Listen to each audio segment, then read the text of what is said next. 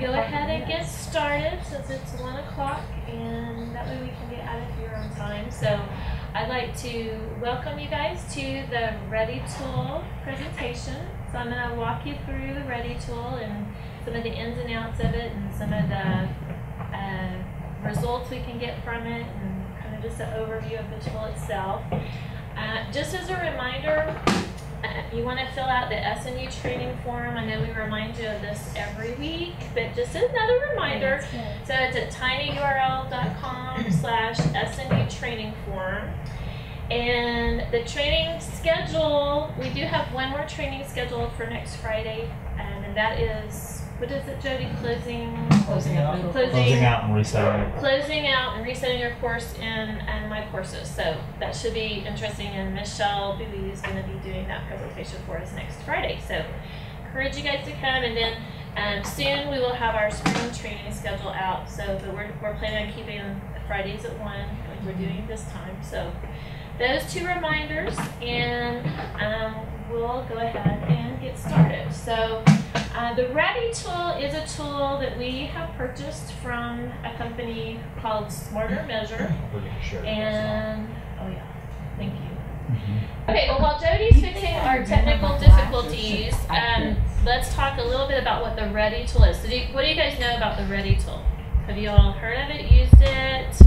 No, we're spelling READI with an I. Yeah, we do spell READI with an I. That's the company, not us, but you know. It tests preparedness for students for online learning. Right. And I'm sorry. Go ahead. And it points out some strengths and weaknesses that they can look at, areas of concerns and things as they enter an online classroom that they can target and focus on. Yes. And it's a pretty lengthy test. There's 7 sections, and we'll look at those sections here in a minute. But the nice thing about the test is it's not like I can guess the right answer, because they ask questions in ways where there's not a right answer.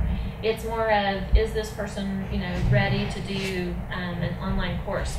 And we highly recommend our advisors use it when they're advising students who might want to take an online course, because I think students have the misconception that it's an online course, so that equals easy. And as I know I'm speaking to the choir here, but as we know, that's not the case. So they cover a lot of work in a little amount of time. So just in case you don't know, we're not actually going to do an assessment, but I want to show you what the student sees when they first log in. Okay. So we'll turn our microphone back on real quick. It's not mandatory, though. I mean, it's not mandatory. It's highly recommended. And like I was discussing with Erin a few minutes ago, as an instructor, it's good to know that the student, if they have taken the tool and you have a student that's struggling, it's a good reference point where you could go back and look at it and say, oh, okay, there was a flag here that we didn't catch, or that they didn't catch, or they didn't necessarily pay attention to, because we're not gonna not allow someone to enroll in an online course just because they don't do well on the tool. But it's definitely a heads up that, hey, you might want to consider working on certain areas before you take an online course. Okay, so are we technically back up? Okay. All right. Let me see if my links are not here. So sorry. No, that's okay. That's okay. That's fine. Okay, so here's what a student would see. So the website the student would go to is online ready with an I, as Erin pointed out, .snu.edu. And they will be presented then with some information on Smarter Measure and what the tool is aimed to do. We call it the READI Tool. Smarter Measure is the company that has developed the tool, that we have purchased the tool from. And then the student will log in, so they'll click here, log in as a first-time user, and then it sets them up to take the tool. I'm not going to actually go through an actual assessment in here because it charges us every time we do that. And but I do have some sample questions I want to show you, so you kind of get a feel for what the student is going to see when they're in the tool. So let me pull this up. While you're doing that, can I ask, do we have a link to it on the ORC website? Is there a link in there, My Courses? I'm trying to figure out how we get faculty. There is not a link in My Courses. Okay. I don't think we've put it in the resources. It was sent out to all advisors. Probably deleted. Who may have deleted it. So that's a good point. We probably need to send that link out again. We didn't publicly, let me make myself a note real quick. We don't have it just out there for anybody to grab just because we want to, make sure the people taking it are the people who should be taking it. Since obviously we get charged for each one. Right. So that's why we haven't posted it just in kind of the public domain. But it probably would be a great idea to send it back out to people. So probably, some sort of discussion about who should take this. Yes. If a advisor looks at a student's record and they're seeing that they're maybe a little shaky, or that I'm not sure, that maybe we need to come up with some criteria for deciding who should take it. Sheila, do you have all of your students take it? I have the ones take it that are brand new with no online learning experience and are new to our system. Okay. So, so far the student that I had take it that I had most concerns about blew the top out of it. So it's He did really good, yeah. He did really well, but I've got one right now that, because I can't make them, I just say, here is a tool, and I've sent it out to more than that one, but he was my only taker, and he obviously didn't need to do it. So if they can't do the READI tool, maybe that should be a sign in itself. If they can't figure out how to get into And it, really for those kinds of students, I'm not sure that might not ought to be part of the application process. It doesn't keep them in or out, but to say, this is not an option, you need to complete this. Yeah, I think especially for... Yeah, because like I have one right now that's coming online. in, and he's a 40-year-old with a GED, and that makes me really, really nervous.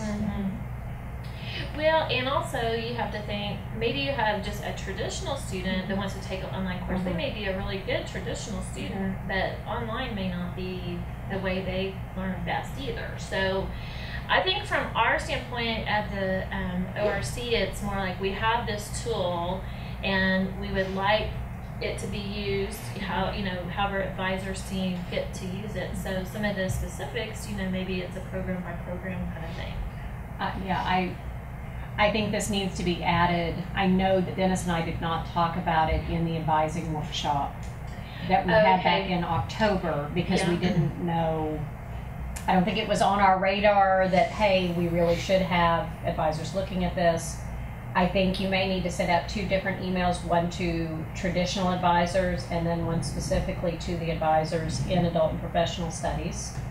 I know from the class, particularly the second class that I taught online this semester, I had a number of students on the adult and professional side who said, I don't have internet at home. I'm going to do all of this at Kinko's, or I'm going to do all of this at wherever. And they even bought an ebook, which then made it even more complicated. Sure. So I think, and just the conversations, even the ones who survived, there were those who were very familiar with online because they had been in adult and professional studies classes that had utilized quite a few of the tools. I was very surprised. There were some of them who knew how to use Screencast. I mean, they had no problems. They knew how to do Adobe Connect, but then most of them were like, I have no idea what you're talking about. And so there was a big gap. Yeah, from one side to the other. But generally the ones who only had internet at work, ultimately, I'm not sure that any of them actually successfully completed the course. And you'd think that would have come up in a conversation with their advisors. It doesn't.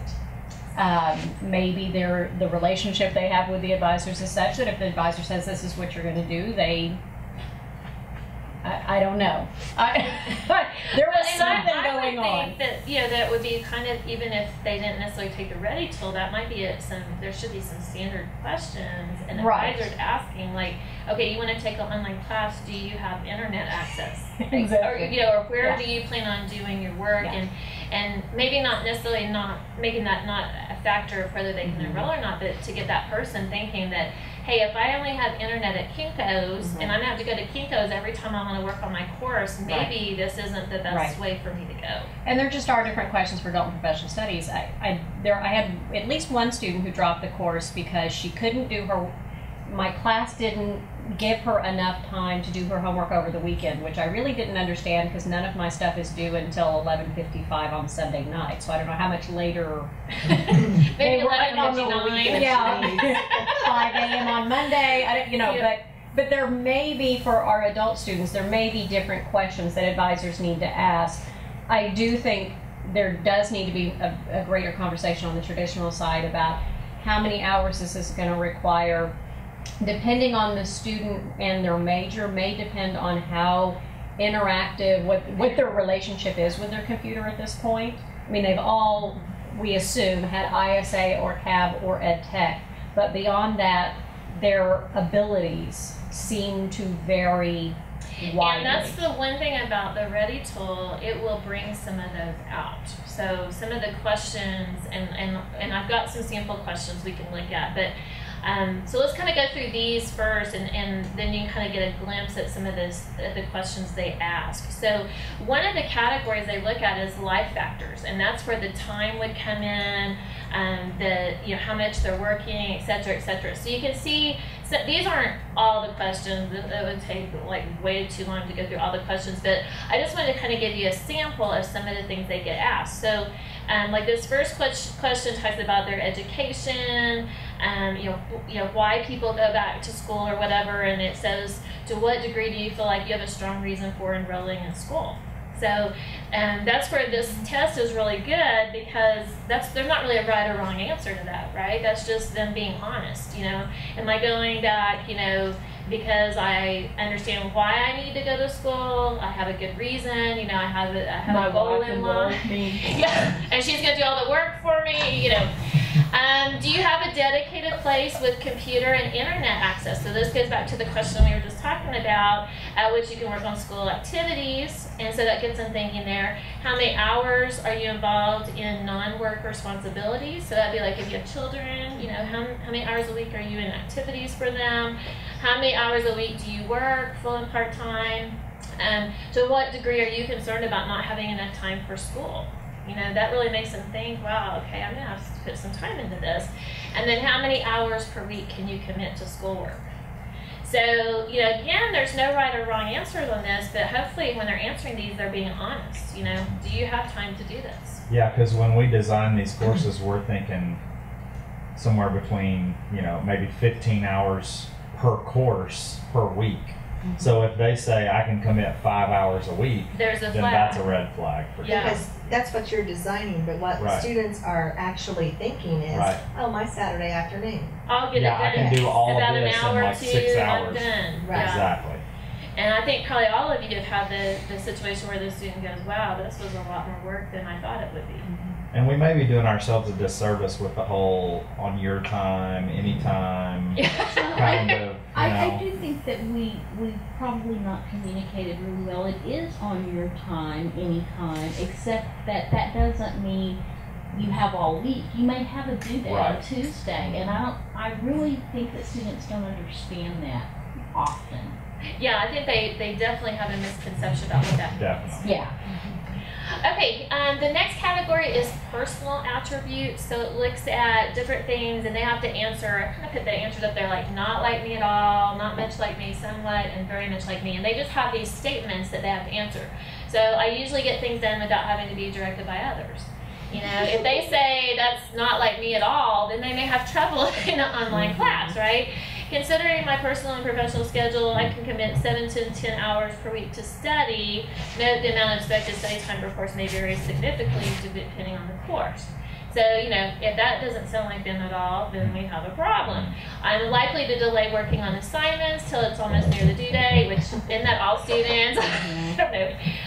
You know, when I have an assignment I don't like, I typically start working on that task and keep at it till it's done. I'm comfortable reading for more than 30 minutes at a time. I'm concerned about being successful in this program. So, and that's not all, there's a whole long list, but that just kind of gives you an idea that, you know, ask them and makes them really think about, you know, that's hopefully what the tool does, is make them think about some of the things they're getting into when enrolling online. Then it measures their learning styles, and I know you guys are all probably familiar with learning styles, but it just asks them, you know, are you a good listener? Will you read a lot? Do you like physical activity? Do you hum or sing out loud? And some of these you're going, yeah, some of them I look at and go, I don't know how that would affect their online class at all. But that's what's so nice about how all the research they've done with this tool is, you know, they can fit this into a category and tell something about the learner. Okay, the technical competency, they actually have, in the tool itself, they have screenshots, and they ask the student, like, how would you format an email address? How would you open a file? Yeah, how do you upload? I don't think that's on this list, but that is one of them. How do you reply to a discussion board? And they actually have to, you know, show on the screen where they would go to reply to a discussion board, or where they would go to click to open a file. And so that part of it's really nice, because they have to know how to do some basic computer things, and if they don't, the results are going to show that. Then this next one's just another example. So it says identify the applications you would use. So as part of an assignment, you're to write a letter, create a budget, and track names. So what kind of software would you use to do that? And they have to, you know, I would use a word processor for the letter, a spreadsheet for tracking names, and a database for budget. And they have different ones they have to pick to kind of show, I understand what a word processor is, I understand what a spreadsheet is. And things like that. So it really kind of, you know, without asking them, do you know anything about Word or Excel, it's just kind of, do you know how to apply that particular thing? The usage, so these are just some terms they ask them about. So like a PDF file, do you know what a PDF file is?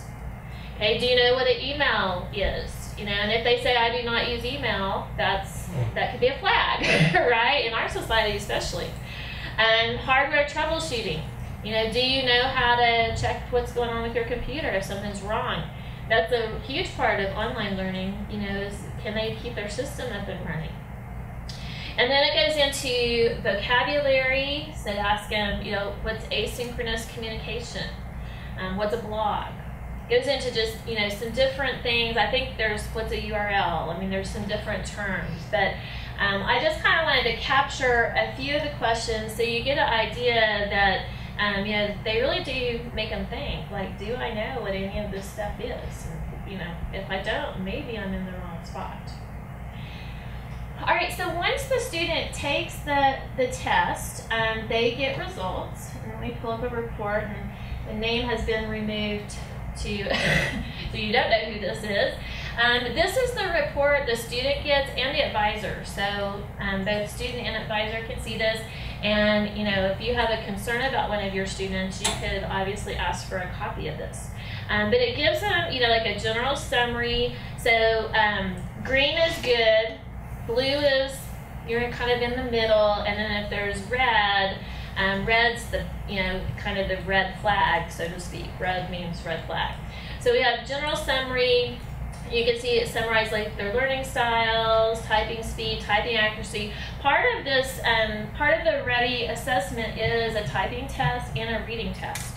So it tests both of those aspects of being an online learner. And then it compares them to the average. But then it goes down and gives them a detailed report.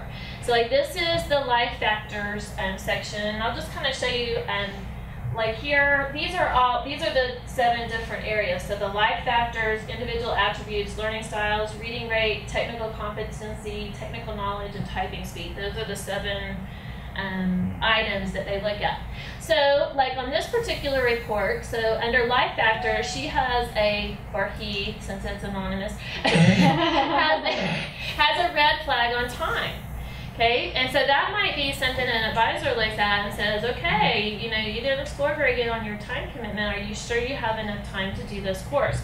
And then it gives what that means and kind of what they might want to think about. Place. So those people we were talking about a minute ago who had to go to Kinko's to do their work, you know, their place score, if they answered this honestly, might be red because that's, you know, kind of bad. And then the reason.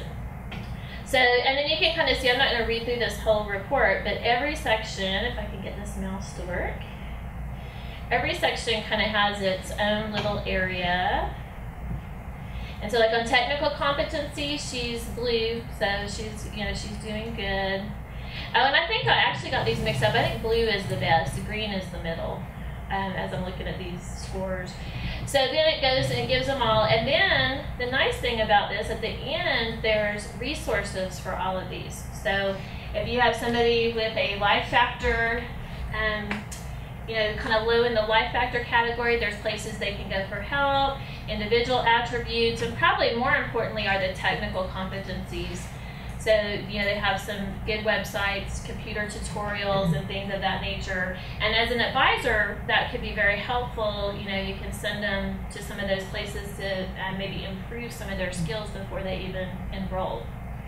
So that's the report, and it's a lot of information, but a lot of good information. And I think if the advisor looks at this and relates, you know, how some of the information on this could affect the online learning part of it, and they could probably, you know, the student gets a better feel for what it's really going to be like. Now I know we can tell students whatever, you know, the truth about all of it, and they can still enroll, and you know that's okay. But at least if they don't do well, we can go back and say, well, when you took the READI tool, you know, these flags came up, and we talked about it, and you know. That's about all we can do, right? Okay, so let me take you into kind of the administrative look so you can see some of the reports from an administrative side that we can see. So let me type in this URL real quick. So while you're doing that, how Yes. many students have taken this, would you say? I think right now we're at a little over, I'm trying to remember, I looked at the numbers last week. I think it was somewhere around 65, 70. We've had quite a few take it. Are the professional studies Yes. people all required? All of Okay. them are required to take it. So yes, so we've had a lot of students take it. And this view I'm going into is the admin view, but there's some reports and stuff, and certainly if anyone needed to see these, we could get them for you. But when I pull up the admin site, you know, it kind of gives me an idea of, you know, where our peaks are at taking these, and you can kind of see that's right around advising time, and that's what we would expect. You know, we wouldn't expect necessarily a whole bunch here in December. But let me show you some of the analytics that we can do here. So, like, I can do an assessment search, and I can put in a certain person's name, their student ID, anything that we've captured, their email address. I can look at their readiness ranges. I can do start and end dates, you know, whatever I want to search by. From my perspective, what I usually do is look at the completion ranges so I can get an idea of who's completed it. So to do that search, I would just put in dates, and then I would hit search. Now I'm going to pull up just a screenshot because I don't want to have any students' names floating out there. So I'll show you kind of the results of that search. And what I like about this, like from a glance, you know, I'm able to see, okay, this first student, who shall remain nameless, has a low in life factors. This student is low in typing speed. So, you know, I don't know, maybe in our world typing speed is not a huge factor, you know, whatever class they're taking, but those red flags really stand out. Then we can see we have a lot of green, and we have even more blue, which the blue, again, means they score high. Now, what I want you to think about is even if somebody was all blue, which we don't have anybody all blue, that doesn't necessarily mean they're going to do great in your online class, but it at least means, from what we can tell up front, that they're a good candidate to take the course. Okay. Now, from here, if I were to click on any of these nameless names, that would take me to the report, and then I could email it to anybody that needs to see it. You know. See, I think that person with the red and typing Yes. was me, because I did it sitting, because I took it right when we opened it. I'm teasing it. I was doing it on my iPad, and it was like 17 words a minute. It's like, you were way in big trouble. You cannot die. You cannot. How is Which the is slow typer? Do they have plenty of time?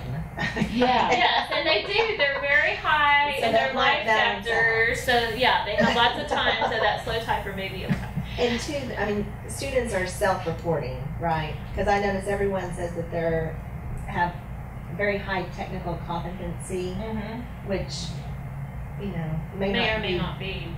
social media, yes, but maybe not. Now, in this particular, that's the one where they actually like give them screenshots and they have to click on how to open a file and stuff. So that at least tests them for some basics. Okay. So I would think you wouldn't have the person that's like, how do you save a file? Or what does that mean to save as, you know, save as a PDF? Hopefully those people that are high would already know that. Okay. Now again, it doesn't guarantee it. Because, you know, they could guess and guess right, so. All right, so questions on any of that? How do they log in? They log in, there's a standard ID and password, which I can share with the advisor. And then when they log in, they have to give their personal information. And once they've logged in, if they like, the test is fairly long. It takes somewhere between 30 to 45 minutes for them to complete it. So let's say they log in and they don't have time to complete it, or the baby starts crying, they gotta go. Then the system shoots them an email with kind of returning information, so they don't have to re-log in. So that it's kind of like their ID and password from then on. Okay, any questions about the reports? Now another thing we can do in the admin site, which is kind of neat, let me go pull this back up here, is, okay, that was the assessment search. We can also do some demographics. So if I go here to demographic analytics, and I'll just put in some dates. So I'll put like October, what did I talk October? Maybe, mouse. Let's say October 6th through December 7th. And do a search. Oh wait, I've got to pick our school here.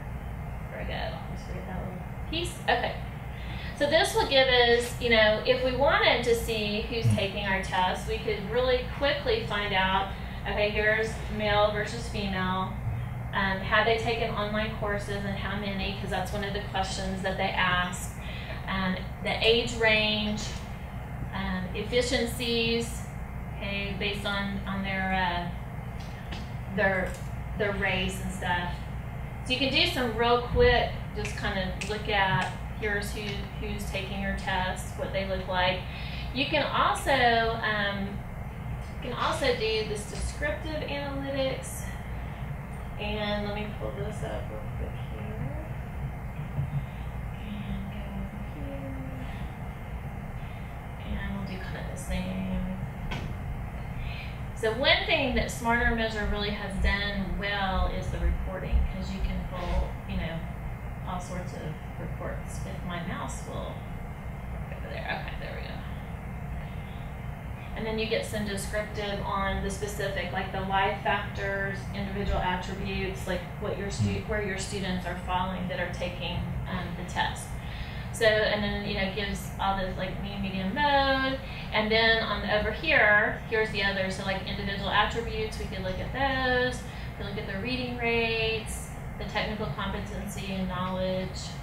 So kind of, you know, at a fingertip, if we needed some just basic information, we can pull that real quickly. So, you know, if anyone out there needs that for something or wants to look at who's, you know, kind of do a study on who's taking our READI Tool, which should be, you know, people who are potentially enrolling in our online courses, we have that at our fingertips as well. So, questions on the tool. So again, you know, I think we presented this last year or earlier this year when we rolled it out, and we kind of wanted to bring it back up to, you know, remind everyone kind of how the read that's out there. It's a tool we have. You know, again, it's only as good as the students answering it. So, you know, sometimes you might have somebody that's real high in technical competency, and in your class they're not. They may be a good guess.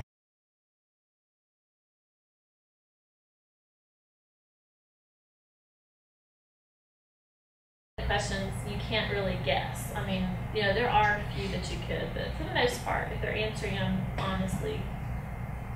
When does spring advising open, or advising for the fall? Advising for fall will start in April. So if we did this again, like the end of March. I'm assuming that Dennis is probably going to plan another one of those afternoon advising workshops. Okay.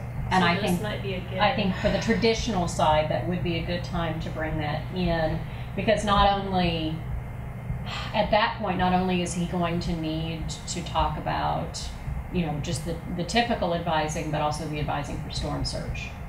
So if we are talking, because the first one will be third weekend or fourth weekend in April.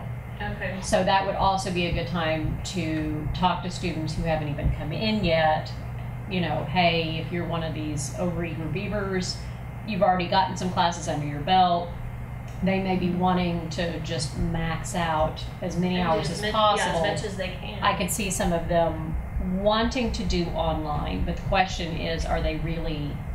Is that a good fit? Yeah, as first semester freshmen, is that going to be a good fit? Or even concurrent. Yeah. I wondered about this for concurrent students. I don't know that have we had any concurrent students? One, and there's mixed reviews.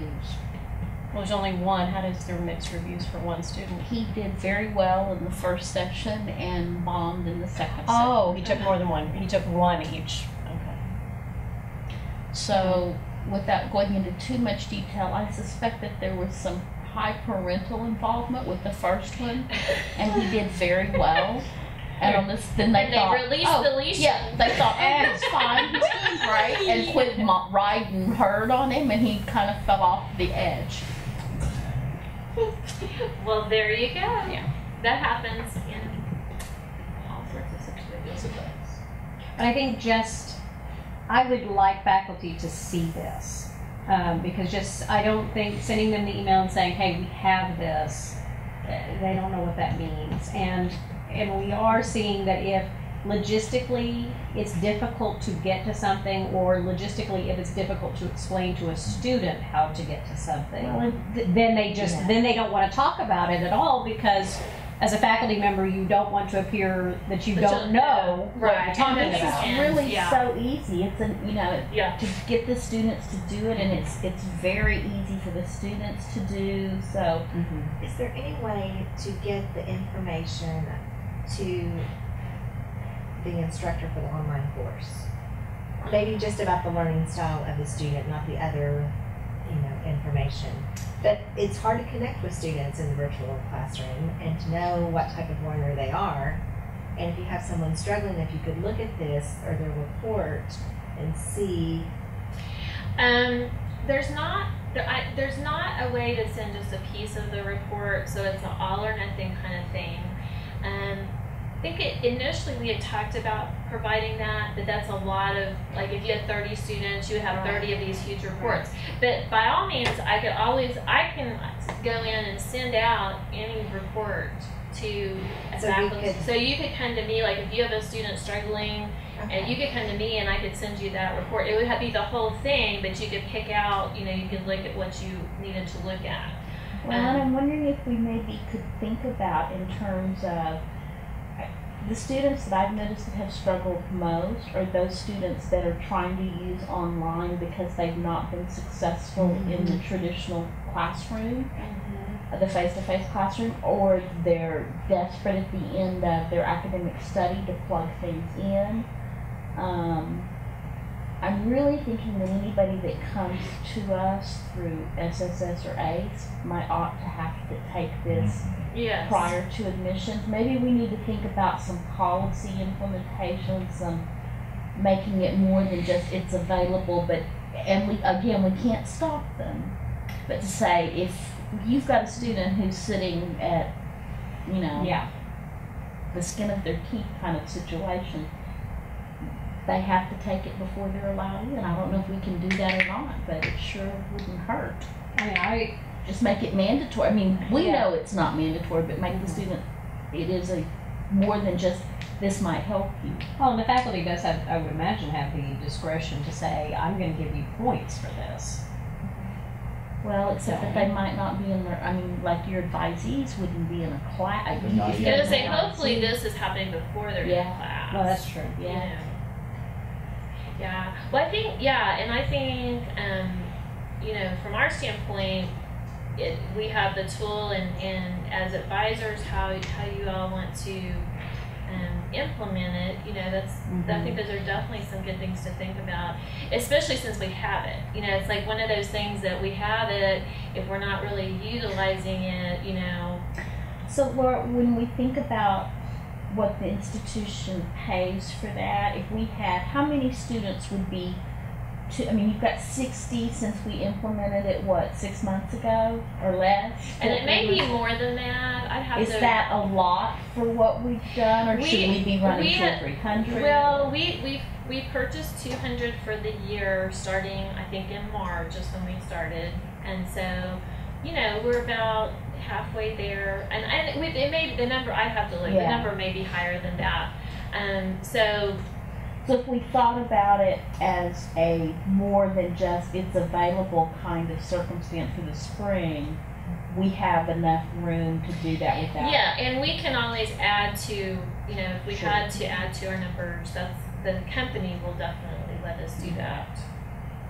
What we want to, like from our standpoint, to hold our costs down is we want to, like some schools have this on their website for anybody who's just thinking about going to their school to take, and that's what we're not going to do at this point, because we want to make sure that the assessments that are being taken are really, you know, serious students who really are. So that's why if they're with their advisor talking about an online class, then at least they're really, you know, serious about going here and thinking about doing an online course.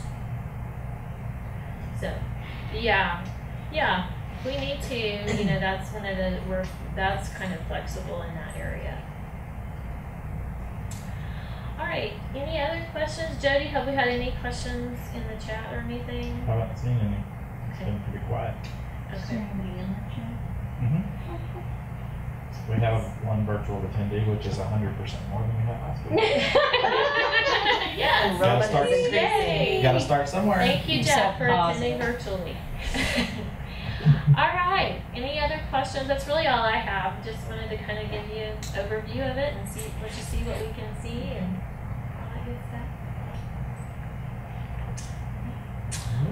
Well, thanks for coming, and hopefully we'll see you guys next week. If we don't, have a great Christmas.